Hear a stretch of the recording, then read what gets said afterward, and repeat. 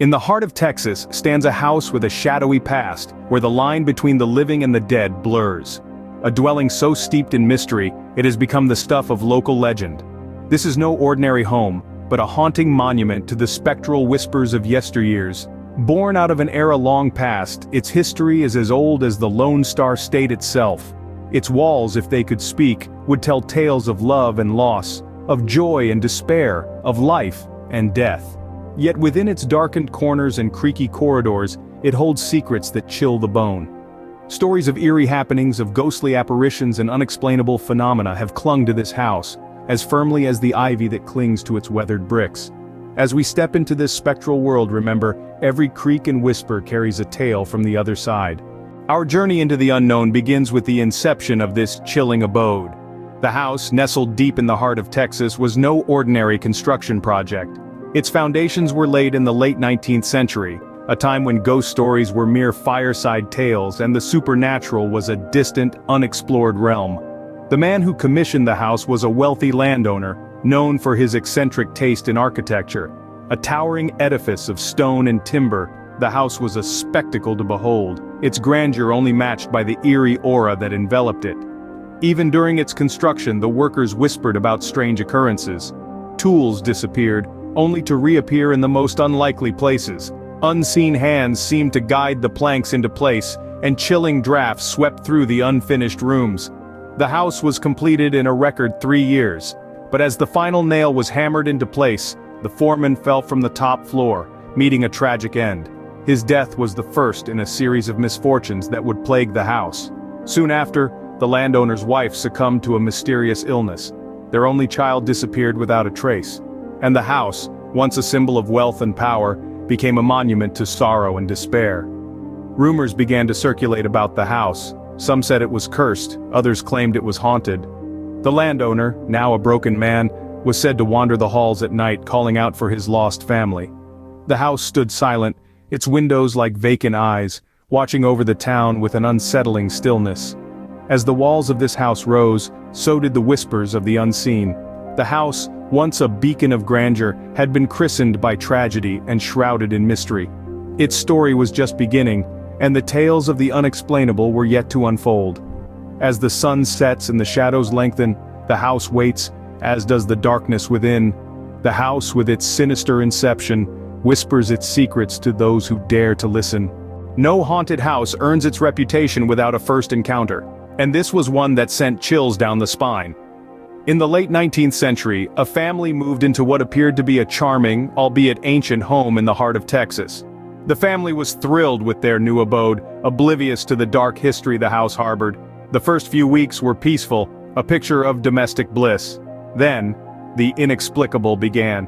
One evening as the family sat down for dinner, the air turned icy cold. A sudden chill gripped the room, the kind that sinks into your bones and makes your blood run cold. The candles flickered and the room fell into an eerie silence. The family, puzzled, looked at each other, their faces reflecting the unease they all felt. Suddenly, the mother let out a gasp. Her eyes were fixed on the empty chair at the head of the table. As the family turned to look, they saw it. A translucent figure, dressed in old-fashioned clothes, sitting calmly as if it belonged. The figure turned its gaze towards the family, and then, just as suddenly as it appeared, vanished into thin air. The family was terrified, their safe haven violated by an unseen presence. They sought help from the local community, but the reactions were mixed. Some were skeptical, dismissing their claims as products of an overactive imagination. Others, however, were more understanding, aware of the house's dark past and the stories that had been whispered for generations. The news of the ghostly encounter spread like wildfire, and fear gripped the town. The house was no longer seen as a home but a place of fear, a dwelling of the dead. The family, once excited about their new life, now lived in constant terror, their days filled with dread, their nights filled with nightmares. This first encounter was merely the opening act in a symphony of the supernatural. The house, with its dark past and ghostly inhabitants, was just beginning to reveal its true nature. The terror had just begun. The town was on the edge, the family was in despair, and the house was alive. Every haunted house has a tale that freezes the blood, a story that becomes its legend. This is that story. In the heart of Texas, There stands a house, a place where the veil between the living and the departed seems to be exceedingly thin. But among all its whispered stories, one tale rises above the rest, marking itself as the most terrifying. This tale begins on a cold, stormy night in the late 19th century. A man, known only as Mr. Blackwood, moved into the house. He was a solitary figure, a mystery to the townsfolk. His only companion was a grand piano which echoed through the house and across the empty fields, a haunting melody that became the soundtrack of the house. One night, the music stopped abruptly. The silence was deafening. The next morning, Mr. Blackwood was found lifeless at his piano, his face etched with an expression of pure terror. The coroner could find no cause of death, only a heart that had stopped beating, as if frightened into stillness. From that night onward, the house seemed to change. People reported hearing the strains of a piano late into the night, a chilling echo of Mr. Blackwood's last performance. The once warm and inviting house took on a sinister aura. Those brave enough to enter reported feeling an unseen presence, a cold breath on their necks, and an inexplicable sense of dread. This tale of Mr. Blackwood had a profound impact on the house's reputation. It was no longer just an old house. It was a place of mystery and fear. The local townsfolk started avoiding it, crossing the street rather than passing by its darkened windows. The house stood there, a silent sentinel, bearing the weight of its chilling past. This tale, more than any other, has etched itself into the very soul of the house. It has transformed the house into a character of its own, a silent witness to a terrifying tale, a place where the boundary between the living and the dead is blurred. This tale, more than any other, has etched itself into the very soul of the house. Years have passed, yet the echoes of the past still reverberate through the halls of this haunted house. Today, the house stands, not as a beacon of warmth and welcome, but as a chilling monument to its haunted history. The house has seen many changes over the decades. Ownership has changed hands more times than one can count on both hands. Each new owner, lured by the house's Gothic charm, has tried to restore it to its former glory, only to be driven away by the house's spectral inhabitants. In recent years, there have been reports of ongoing paranormal activity. The current owners, a brave couple from out of state, have reported strange occurrences that defy explanation. Objects moving on their own, disembodied voices whispering in the dark, cold spots appearing out of nowhere. Despite the eerie happenings, the couple have chosen to remain in the house. They've taken it upon themselves to restore the house, attempting to bring some semblance of normalcy to the place.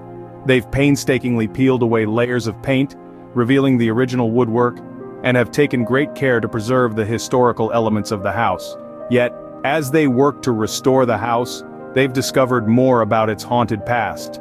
Hidden rooms, secret passageways, and strange symbols etched into the woodwork have all been unearthed. Each new discovery only adds another layer to the house's already complex history. The house has become something of a local legend, attracting ghost hunters and thrill seekers from all over.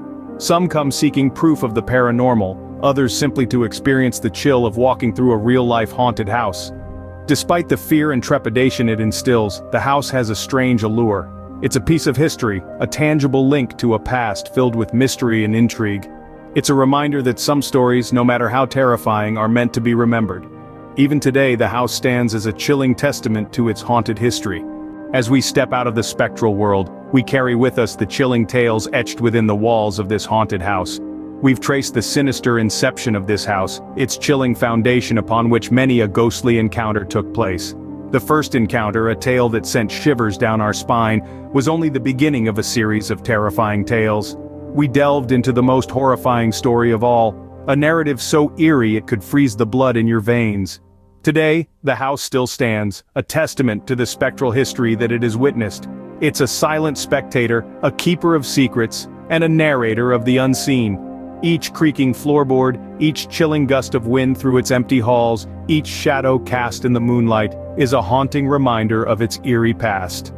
In the heart of Texas, the house stands, a silent storyteller, whispering tales of the unseen to those who dare to listen.